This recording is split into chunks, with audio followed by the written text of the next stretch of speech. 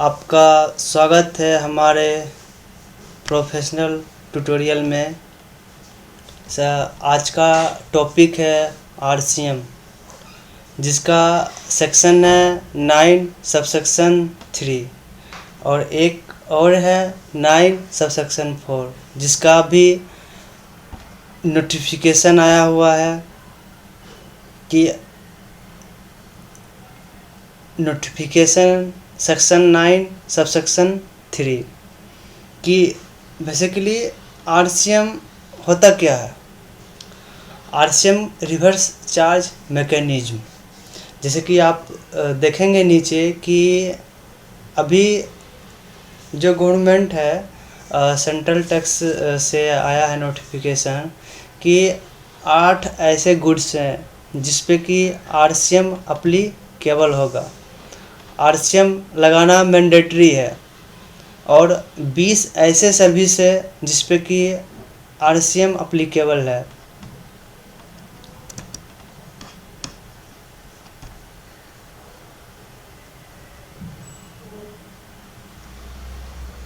तो आप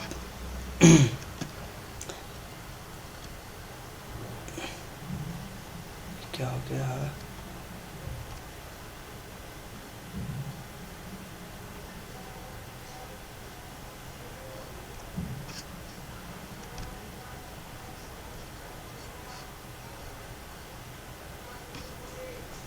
ये आपका नोटिफिकेशन है, नोटिफिकेशन नंबर ये 4 और 2017 सेंट्रल टैक्स के आया है न्यू दिल्ली 28 जून 2017 में।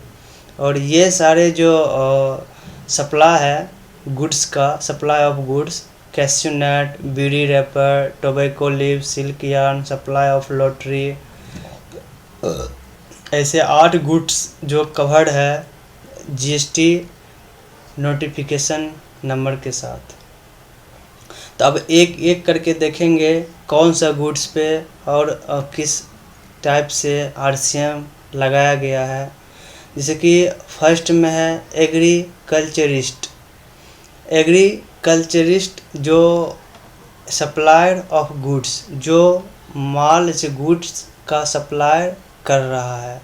अब दूसरा है सप्लाई ऑफ गुड्स, कि सप्लाई जो कर रहा है, तो गुड्स जो सप्लाई कर रहा है उसका नाम क्या है, नेम ऑफ गुड्स जो सप्लाई हो रहा है।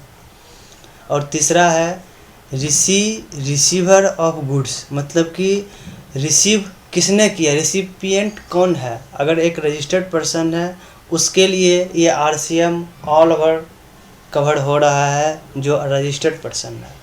और किसी अनरजिस्टर्ड पर्सन से माल ख़रीदा है तो वैसा प्रोडक्ट जिस पे आरसीएम अप्लीकेबल है।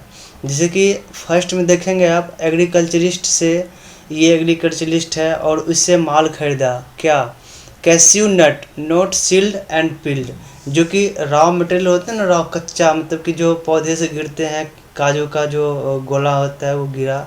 जैसे कि आप एक चित्र में देखेंगे यहाँ पे कि ये रॉ मटेरियल है, यहाँ पे ये काजू का जो है रॉ मटेरियल है कच्चा, जो कि कंपनी वाले ले जाते हैं उसको सील्ड पैक करके और फिर अपना कंपनी का ब्रांड टैग लगा के फिर मार्केट में सप्लाई करते हैं।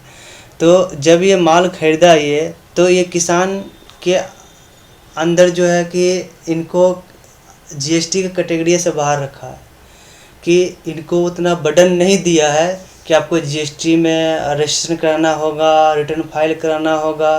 तो ये सारा बर्डन हटा करके सिर्फ जो रजिस्टर्ड पर्सन है, कंपनी वाले हैं, उस पे दे रखा है। भैया आप कंपनी, इतनी बड़ी कंपनी चलाते हो तो आपका ये बर्डन और लेना पड़ेगा आपका। तो ये आपको जो है कि अगर एग्रीकल्चरिस्ट से माल खरीदा एक रजिस्टर्ड पर्सन, तो जो ख़रीदा उसको इस प्रोडक्ट पे कैश्यू नट्स पे आरसीएम देना पड़ेगा। दूसरा है एग्रीकल्चरिस्ट बीड़ी रैपर, जो कि एक किसान जो होते हैं ना, तो अपना घर पे एक पौधा लगाते हैं बीड़ी का पत्ते होते हैं, उसको आप दिखाता हूँ आपको इमेज के साथ। ये बीड़ी रैपर देखो, अब यहाँ पे बीड़ी बन रहा है, ये पत्ते हैं। तो ये क्या करते हैं, कंपनी वाले ख़रीदते हैं। कंपनी खरीद करके और इसको सील पैक करके अपना एक ब्रांड टैग लगा दिया और इसको बेच दिया। तो जब ये खरीदने के लिए गया उसी समय सरकार ने इसको लगा दिया, भैया आप तो खरीद तो रहे हो, आप एक रजिस्टर्ड पर्सन भी हो जीएसटी में, तो आपको देना पड़ेगा आरसीएम, इसलिए इस पर कवर्ड है आरसीएम। और तीसरा है एग्रीकल्चरिस्ट से फिर सप्लायर कौन है, एग्रीकल्चरिस्ट। टोबैको लीव जानते, खैनी का पत्ता, बीड़ी सिगरेट, तो ये खैनी का ये पत्ता होता है टोबैको लीव्स, एक फीट का होता है ये टोबैको लीव्स। सूख जाने पर इस कलर का हो जाता है, ये इस कलर का। तो ये कंपनी वाले क्या करते हैं, जो रजिस्टर्ड पर्सन है अगर उसने खरीद रखा है ये, कि किसान के पास आया 1-2 कुंटल खरीद के ले गया, अब जब खरीद के ले गया तो उसको भी एक आरसीएम देना पड़ेगा सरकार को, जीएसटी में अगर रजिस्ट्रेशन करवा रखा है तो। और तीसरा है 4 नंबर क्या है कि any person who has manufacture of silk yarn. Silk yarn क्या होता है कि आपको एक इमेज दिखाता हूँ सिल्क यार्न का। जो कच्चा धागा होता है ना सिल्क यार्न, ये वाला कच्चा धागा, ये कच्चा धागा, ये यहाँ पे, तो ये धागा जो है कि बनाते हैं जो चरखा होता है ना, चरखा से वो बनाते हैं, मशीन के द्वारा बनाते हैं, या छोटी मोटी मशीन रख करके ये कच्चा धागा बनाते हैं। तो इस पे भी कंपनी का कॉन्ट्रैक्ट होता है कि 2 कुंटल 4 कुंटल का कच्चा धागा की ज़रूरत है, तो ये अपना मैन्युफैक्चर तैयार किया, तो आए ये कंपनी वाले या कोई रजिस्टर्ड पर्सन आए, उसे ये कुंटल 2 कुंटल ले गया यहाँ से, तो वहाँ पर भी ये जीएसटी एप्लीकेबल हो जाएगा जो इसने माल ख़रीदा है। हाँ, यहाँ पर सिल्क यार्न। सिर्फ आपको इसमें क्या है कि प्रोडक्ट थोड़ा बहुत विजुलाइज करना पड़ेगा इमेज के साथ, जैसे कि किस प्रोडक्ट पे एप्लीकेबल है, सारे प्रोडक्ट पे नहीं है, बट एक स्पेसिफाइड प्रोडक्ट जो गवर्नमेंट के द्वारा नोटिफाइड किया गया हुआ है उस पे एप्लीकेबल है। और 5वां क्या है, एग्रीकल्चरल। ये क्या है कि राव कॉटन, जो राव कॉटन होते हैं ना, जैसे कि रुई का पता है पौधा होता है, तो पौधा जब सूख जाता है तो उससे एक रुई निकलता है। देखो आप इमेज पे देखो, ये रुई होता है ना, रुई, तो ये रुई निकलता है उस पर। इस पर भी कंपनी वाले ने कंपनी वाले ने इन सबको कॉन्ट्रैक्ट दिया जाता है, और कॉन्ट्रैक्ट से पहले कुछ पैसा भी बियर किया जाता है, किसान को दे दिया कि आपको 1 हेक्टेयर में इतना मुझे इतना का रिक्वायरमेंट है, आप लगाओ, उसके लिए पैसा भी कुछ दे दिया जाता है किसान को, और किसान लगाता है। जब लगा करके तैयार हो जाता है माल, तब आता है कंपनी माल खरीदने के लिए। तो जिस समय अब खरीदने के लिए आया तो उस समय आपको रॉ मटेरियल पे ये जो कॉटन खरीदेगा रुई का सामान, उस पर आरसीएम देना पड़ेगा जो रजिस्टर्ड पर्सन आएगा खरीदने के लिए। और छठा है आपको, 6ठा नंबर क्या है कि SG state government, UT union territory, CG central government अगर सप्लाई ऑफ लॉटरी का सप्लाई करता है, जैसे कि कोई गवर्नमेंट ने लॉटरी निकाला हुआ है, तो गवर्नमेंट खुद बेचने के लिए नहीं जाएगा ना, वो हायर करेगा लॉटरी डिस्ट्रीब्यूटर या एजेंट को। अब जो एजेंट है, डिस्ट्रीब्यूटर है, ये आरसीएम उसके कंधे पर डाल दिया कि भैया ऐसा है, अगर आप ये लॉटरी का टिकट बेचोगे तो जो जीएसटी में कवर्ड है ये लॉटरी का टिकट जो आप बेच रहे हो सर्विस, तो ये आपको आरसीएम देना पड़ेगा, जमा कराना पड़ेगा। तो ये लॉटरी का टिकट पर एप्लीकेबल कर दिया है, किसके बर्डन दे दिया है, जो डिस्ट्रीब्यूट करेगा, एजेंट रहेगा उसके ऊपर। अब 7वां है कि state government, union territory, central government, local authority used vehicle seized and confiscate goods, all used goods and wasted and scrap। अब यहाँ पर क्या है कि कभी कभी क्या होता है कि इसे पुलिस ने गाड़ी को जब्त कर लिया, तो जब गाड़ी को जब्त कर लिया तो आपको एक इमेज दिखाता हूँ कि जब गाड़ी जब्त कर लिया तो ऐसे पड़ा होता है पुलिस स्टेशन में गाड़ी है, पुलिस स्टेशन में ये गाड़ी पड़ा होता है, और इसको लेने के लिए सालों साल नहीं आते हैं, तो एक पुलिस गवर्नमेंट की तरफ से एक निकाला जाता है परफॉर्मा कि जिनको बल्क में चाहिए यहाँ पे, तो आकर के यूज्ड जो व्हीकल जो स्क्रैप्ड हो गया है, हाँ वेस्ट हो गया है, तो ले सकते हो। तो जो लेने वाले आते हैं ना कंपनी, कि इसको रिपेयर करके नया बना के बेचना है, तो जो रजिस्टर्ड पर्सन है जो RCM GST में कवर्ड है, उसके लिए RCM अप्लीकेबल कर दिया कि आपने अगर ख़रीदा माल यहाँ से, तो इस पर भी आपको RCM देना पड़ेगा। 8वां है कि एनी रजिस्टर्ड पर्सन किस में कर है, प्रायोरिटी, हाँ sector lending certificate, any registered recipient. अब लैंडिंग सर्टिफिकेट अब क्या होता है, मैं कह रहा हूँ कि जैसे कि आपको कभी कभी फ़ोन आता होगा, आपको लोन की ज़रूरत है, तो उस समय क्या होता है ना कि आपने बता दिया कि नहीं मुझे लोन की ज़रूरत नहीं है, फिर 2 दिन के बाद कॉल आया कि मैं इस बैंक से बात कर रहा हूँ, आपको लोन की ज़रूरत है, आपको लोन का ऑफ़र दिया गया है, आपको ये कैटेगरिया दिया गया है। तो उस समय क्या होता है कि जैसे कि RBI ने एक RBI ने एक कैटेगरिया एक लिमिट किया हुआ है लोन का, कि अगर आप बैंक चला रहे हो या फाइनेंशियल इंस्टीट्यूशन चला रहे हो, आपको एक लोन का टारगेट दिया जाता है कितना पूरा करना है आपको 1 मंथ में, 1 साल में। तो कभी कभी बैंक वालों का टारगेट पूरा नहीं होता है, तो जिस बैंक का टारगेट पूरा हो जाता है, जिसका नहीं होता है वो बटन दे देता है पूरा। जैसे कि आप एक एग्जांपल से समझो कि HDFC बैंक का टारगेट पूरा हो गया, ICICI बैंक का टारगेट पूरा नहीं हुआ, तो ICICI बैंक वालों ने दे दिया बटन इस पे HDFC का कि भैया आपका हो गया पूरा, तो मेरा भी पूरा करवा दो, जो कमीशन लगेगा मैं आपको दे दूँगा।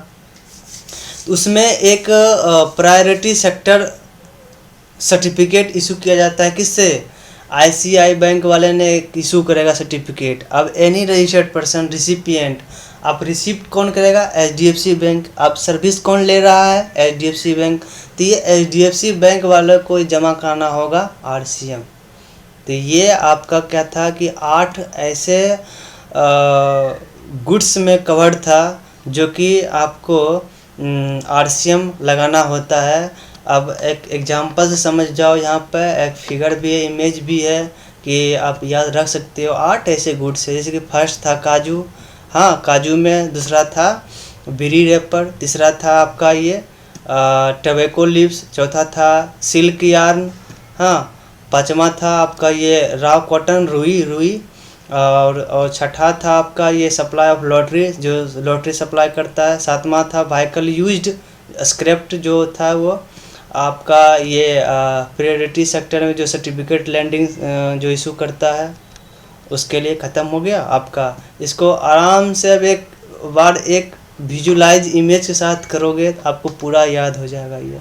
जैसे कि एक एग्जांपल भी है, Ramlal sell beedi wrapper to Shyamlal ₹10,000, Shyamlal already registered in GST, then Shyamlal liable to pay GST RCM। जैसे कि रामलाल ने सेल किया किसको, बीड़ी रैपर, किसको किया, श्यामलाल को। श्यामलाल बीड़ी रैपर 10,000 का माल बेचा, तो श्यामलाल रजिस्टर्ड पहले से RCM में GST में, तो इसको RCM अप्लीकेबल हो जाएगा श्यामलाल को।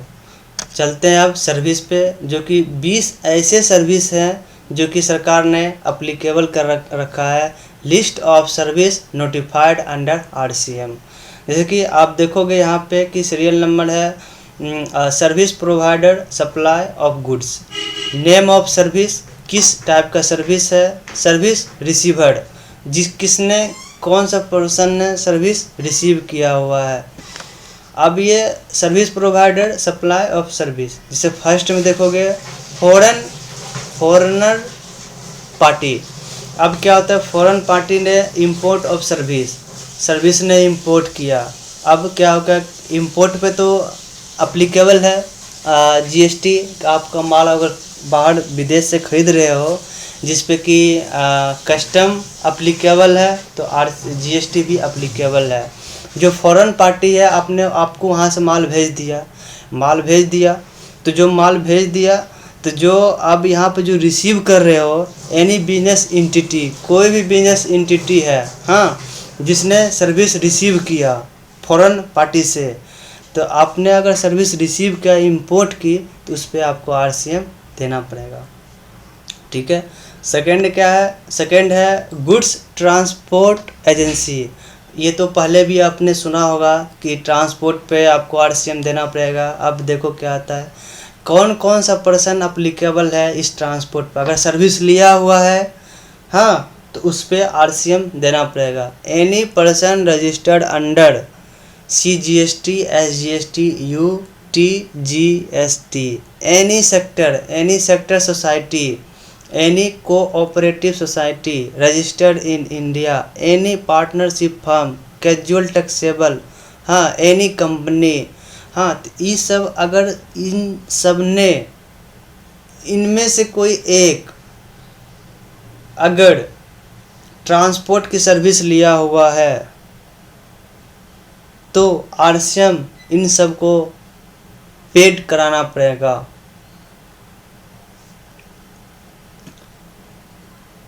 Third, advocate firm, advocate legal service.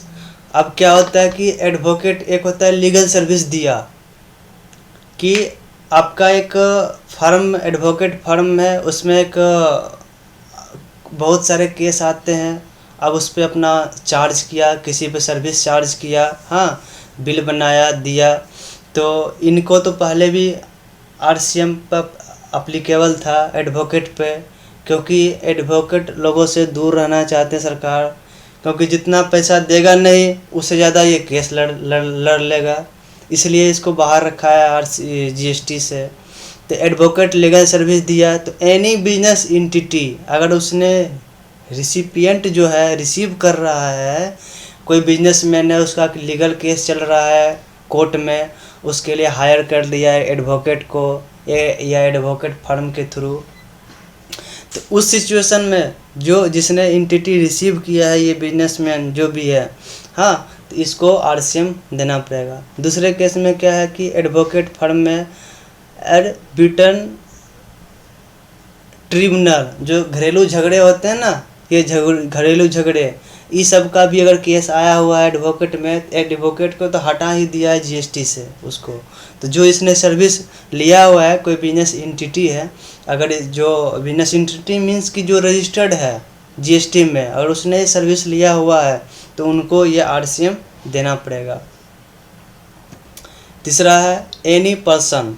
तीसरा क्या है कि एनी पर्सन जो स्पॉन्सरशिप सर्विस हाँ, किसको दे रहा है सर्विस, एनी बॉडी कॉरपोरेट और पार्टनरशिप फर्म को। जैसे कि आपने स्पॉन्सरशिप का मतलब क्या होता है, जैसे कपिल शर्मा है ना, जो अभी स्पॉन्सरशिप कर रहा है कि सबको अपना एक प्रोग्राम बना करके अब दे रहा है किसी को पार्टी को किसी चैनल वाले को, तो जो चैनल वाला ले रहा है ना, ये रिसीव कर रहा है बॉडी और कॉरपोरेट, तो इनको आरसीएम देना पड़ेगा, ना कि इस पर्सन को जिसने कि बनाया और स्पॉन्सरशिप कर रहा है। जिसने सर्विस ली है स्पॉन्सरशिप की उसको उनको देना पड़ेगा आरसीएम। ये पांचवा हो गया। छठा हो गया एनी पर्सन, किसमें, service of director, any body of corporation. अब कोई भी डायरेक्टर है, अब डायरेक्टर ने किसी बॉडी कॉरपोरेशन को सर्विस दिया है अब जिस बॉडी ऑफ कॉरपोरेशन को दूसरे कंपनी को सर्विस दिया डायरेक्टर ने, तो कोई भी पर्सन हो अगर डायरेक्टर की सर्विस दिया हो तो उस डायरेक्टर की सर्विस जो जिस कंपनी में दिया हो, तो कंपनी वाले का ये दायित्व है कि वो आरसीएम जमा कराए। और सातवां है इंश्योरेंस। इंश्योरेंस अब कई कंपनी होता है इंश्योरेंस की, अब सर्विस क्या है, इंश्योरेंस कंपनी तो है, सर्विस क्या है, इंश्योरेंस एजेंसी सर्विस। अब इंश्योरेंस कंपनी का ये दायित्व है, अगर कोई एजेंसी सर्विस दिया हुआ है इंश्योरेंस को हाँ, अब कोई पर्सन को इंश्योरेंस दिया हुआ है हाँ, एनी पर्सन, किसी भी पर्सन को इंश्योरेंस दिया हुआ है एजेंसी हाँ, तो ये दायित्व है इंश्योरेंस कंपनी को जिसने हायर कर रखा है इंश्योरेंस एजेंसी, तो उनको देना पड़ेगा आरसीएम। और क्या है कि 8वां है recover agency, recovery agent office, recovery agent service, bank financial institution. कभी कभी क्या होता है कि जैसे कि बैंक ने लोन इशू कर दिया, तो जिनको लोन दिया गया है तो 90% तो रिकवर हो गया, अब 10% इतने खच्चर हैं जो कि देना ही नहीं चाहता है, लिया ही इसी भाव से कि देना ही नहीं है। तो उनके लिए क्या करता है बैंक, रिकवरी एजेंट प्रोवाइड किया जाता है सर्विस, कि एक ब्रांच होता है, मतलब कि एक बैंक का एक ब्रांच दिया जाता है, डिपार्टमेंट है जहाँ रिकवरी डिपार्टमेंट है। तो जो जो एजेंट सर्विस है, तो जो रिकवरी एजेंट सर्विस है अपना ऑफिस खोल रखा है, तो उसके पास अगर गया, तो जिसके पास गया तो उनको जीएसटी नहीं देना, आरसीएम नहीं देना है। तो बैंक का ये दायित्व है, जिसने सर्विस दिया है, जिसने लोन दिया है और हायर किया हुआ है रिकवरी एजेंट को, तो उनको बैंक और फाइनेंशियल इंस्टीट्यूशन के द्वारा उसे दिया जाएगा आरसीएम, ना कि रिकवरी एजेंट को। रिकवरी एजेंट को इससे बाहर रखा हुआ है। अब 9th है foreign party person located to entity, मतलब कि अब कहते हैं इसमें कि अब किसको रिसीवर कौन है, इम्पोर्टर, किसको सर्विस क्या है, ocean freight transportation of goods by vessel from place outside India to custom clearance in India. कभी कभी क्या होता है कि ट्रांसपोर्टेशन के केस में फॉरेन पार्टी ने आपको ट्रांसपोर्ट कर दिया, यहाँ पर ट्रांसपोर्ट कर दिया, इम्पोर्टर कौन है, इंडिया का है। अब कह रहा है ocean freight transportation of goods by vessel, जहाज़ से माल आया, हाँ जहाज़ से माल आ रहा है, अब उसे फ्रॉम कहाँ, प्लेस आउटसाइड इंडिया, आउट बाहर से, to custom clearance in India, कहाँ पे कस्टम क्लियरेंस में माल आ गया। तो जो इम्पोर्टर है, जिसने इंपोर्ट किया हुआ है, एक सीक्वेंस है कि अगर कस्टम अप्लीकेबल जिस प्रोडक्ट पे है उस पे जीएसटी अप्लीकेबल है, तो जो इम्पोर्टर है, जो इंपोर्ट किया हुआ है माल, उसको आरसीएम देना पड़ेगा। अब गवर्नमेंट फॉरेन पार्टी से थोड़े ना जीएसटी लेगा, कहाँ जाएगा उसको ढूंढने के लिए, दूसरा देश कौन पार्टी दिया। तो भैया इंडिया में माल लाया तो इनको पकड़ लेगा, आओ भाई जमा कराओ पहले, कहाँ भाग रहा है। तो ये आ गया। अब 10वां नंबर है म्यूजिक कंपोजर फोटोग्राफर। अब क्या होता है कि कोई भी म्यूजिक कंपोजर कोई म्यूजिक निकाला, अब उसने copyright service related to literary musical artist work. अब कोई भी कंपनी ने अपना एक एनी पर्सन है, कोई अपना म्यूजिक निकाला, अब वो क्या किया कि म्यूजिक कंपोजर प्रोड्यूसर, कि इसने जो प्रोड्यूसर है, इसने प्रोड्यूस किया म्यूजिक को, अपना एक कंपनी का लोगो दिया और प्रोड्यूस कर दिया प्रोड्यूसर।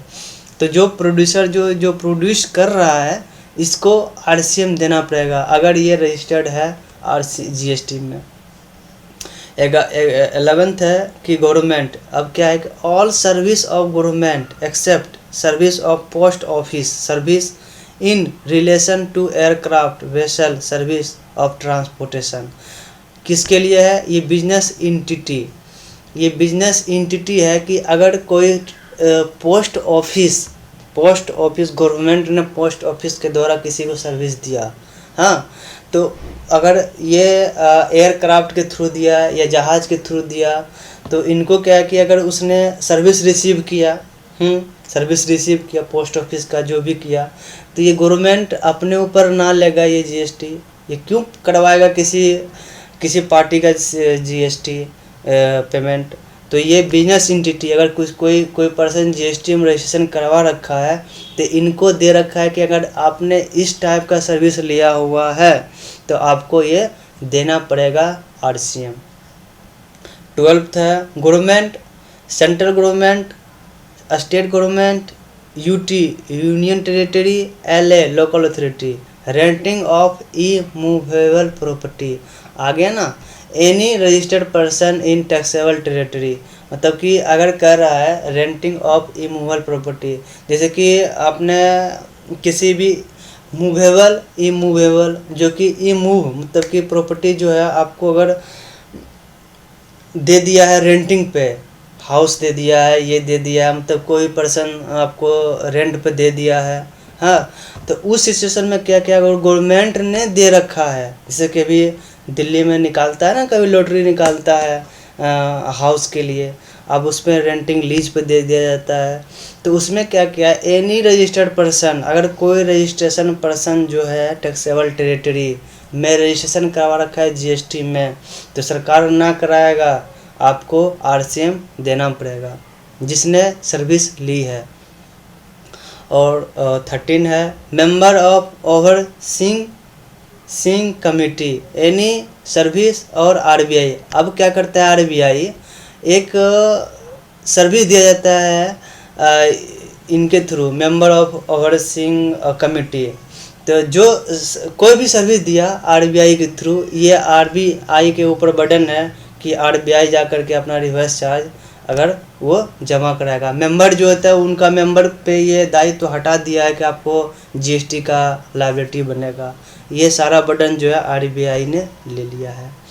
अब तीसरा क्या है कि 14 individual direct selling agent DSA other. अब DSA क्या होता है, देखो DSA क्या है, तो डायरेक्ट सेलिंग एजेंट। अब क्या होता है कि कोई भी एजेंट होता है कि किसी का बैंकिंग के थ्रू, हाँ, कोई भी एजेंट आपका पॉलिसी के लिए हायर कर दिया है, बैंकिंग कंपनी और NBCF, हाँ, बहुत सारे प्राइवेट भी कंपनी होते हैं, तो इसके लिए क्या किया है कि अगर कोई व्यक्तिगत मतलब कि individual direct selling agent hire कर रखा हुआ है, अगर सर्विस है सेलिंग की, अगर एजेंट की सर्विस दे रहा है, तो वो जो बैंकिंग कंपनी जो हायर कर रखा है इनको, इंडिविजुअल डायरेक्ट सेलिंग को, एजेंट को, ये बैंकिंग कंपनी का दायित्व है कि RCM GST में रजिस्टर्ड है तो RCM देना पड़ेगा। अब क्या है कि 15 बिजनेस फैसिलिटेटेड एनी, वही हुआ कि any business any service banking company, कभी क्या होता है कि बैंकिंग कंपनी ने किसी अदर इंस्टीट्यूशन को दे दिया सर्विस, तो भैया मेरा थोड़ा ये काम आप करवा दो, तो जो बैंकिंग कंपनी ने दिया है कि आपको इतना का मतलब कस्टमर चाहिए, एक इंस्टीट्यूशन में दे दिया है कि आपको इतना कस्टमर चाहिए, आपका लोन पूरा नहीं हो रहा है या कस्टमर नहीं आ रहा है, तो उस सिचुएशन में जो बैंकिंग कंपनी है उनको RCM देना पड़ेगा। 16 है an agent of business correspondent correspondent, मतलब एनी सर्विस बिजनेस एजेंट जो है, अब क्या कर रहा है कि any registered person located in taxable territory. अब फिर वही बात कि सर्विस आ गया किस चीज़ की, एजेंट ऑफ बिजनेस कोरेस्पोंडेंट, हमने कर रहा है ना कि जो बिजनेस कोरेस्पोंडेंट में सर्विस ले रखा है, तो जो रजिस्टर्ड पर्सन है जिसने सर्विस दिया हुआ है कि भैया मेरा जो है कि इतना का टारगेट है आपके लिए, उसके लिए आपको एक एजेंट हायर कर रखा है कोरेस्पोंडेंट के थ्रू, तो जो आपने हायर कर रखा है आप, तो ये तो यानी रजिस्टर्ड पर्सन, ये रजिस्टर्ड है कंपनी में GST में, इनको तो देना ही पड़ेगा RCM, इसको सर्विस में रखा गया है। अब क्या है 17 any person other than corporate. अब फिर आ गया सर्विस की बात, security service any registered person located in taxable territory. अब क्या होता है कि कभी कभी एक बड़ी कंपनी है, अब एक कंपनी तो होता है कि बड़ी कंपनी है, अब उनको 10 सिक्योरिटी गार्ड चाहिए, तो इस सिचुएशन में एक सिक्योरिटी कंपनी भी है कि सिर्फ सिक्योरिटी अपना हायर करता है, सिक्योरिटी गार्ड जो होता है ना हायर करता है, 10-15 पहले से बना रखता है, वो हायर करता है। तो जो सिक्योरिटी सर्विस दे रहा है, हाँ, सर्विस दे रहा है, तो जो एनी रजिस्टर्ड पर्सन लोकल इन टेरिटरी, अगर उस पर्सन ने रजिस्ट्रेशन करवा रखा है, जैसे सलमान खान हो गया, शेरा को हायर किया हुआ है, तो उस सर्विस जो लिया, रिसीव जो किया सर्विस, तो उनको देना पड़ेगा, रजिस्टर्ड पर्सन को देना पड़ेगा, ना कि इस पर्सन को देना पड़ेगा जो any person other than corporate sector में हायर किया किसको, सिक्योरिटी को, उनको देना नहीं पड़ेगा, देना पड़ेगा उनको जो रिसीव किया, रिसिपिएंट है।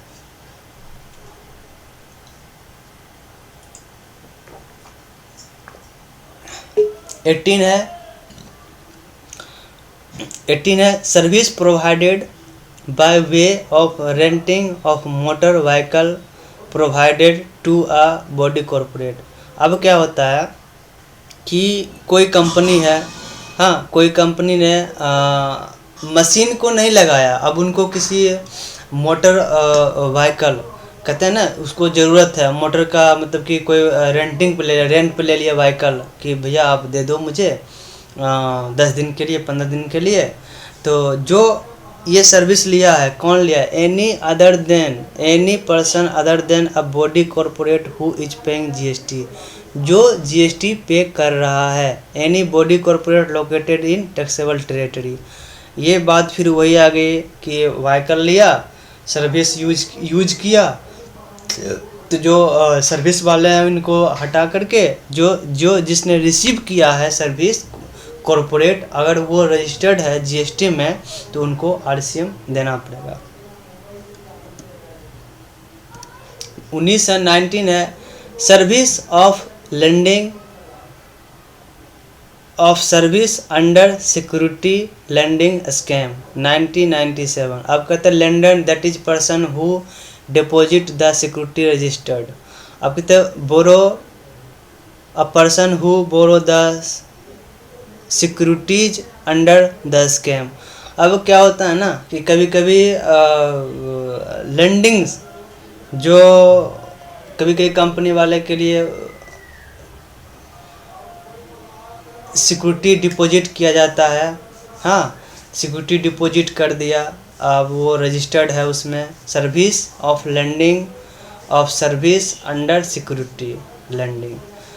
तो उस सिचुएशन में क्या है कि जो आपका सिक्योरिटी है, हाँ उस पर दिया गया है कि आपको यहाँ पे देना पड़ेगा, ऐसे है ना सर्विस लेंडर जो दैट इज मतलब क्या कि अ person who deposit the security registered, जो सिक्योरिटी डिपॉजिट कर रहा है उसके लिए है ये। और 20 क्या है ऑथर। अब पहले ये कॉपीराइट सर्विस आपने ऊपर भी देखा होगा, कॉपीराइट सर्विस अगर कोई ऑथर है, किसी ने फिल्म लिख दिया है, हाँ जो लिखा हुआ है, जैसे चेतन भगत हो गया, आप किसी को कॉपीराइट दे दिया कि आप मेरा कॉपीराइट कर लो, मैंने ये बुक बनाया है, ऑथर कौन है, चेतन भगत, कॉपीराइट सर्विस का है।